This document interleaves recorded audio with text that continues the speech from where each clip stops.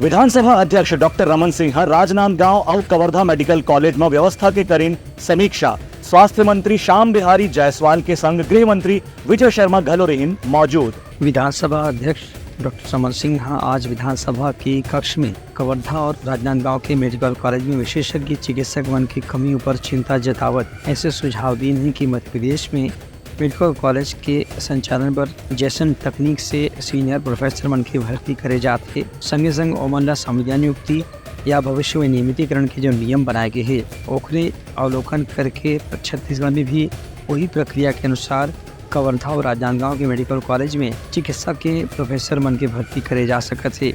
उनका कहना है कि खबर स्वास्थ्य विभाग के सचिव के अध्यक्षता में एक कमेटी बनाया जाए जिसमें स्वास्थ्य विभाग के सचिव ला नोडल अधिकारी बनाया जाए। बैठक में स्वास्थ्य मंत्री श्याम बिहारी जायसवाल और प्रदेश के गृह मंत्री विजय शर्मा घलो मौजूद रही।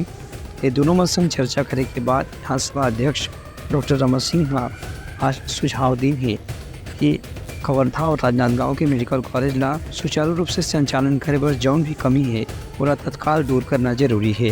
Bureau report Telangana news.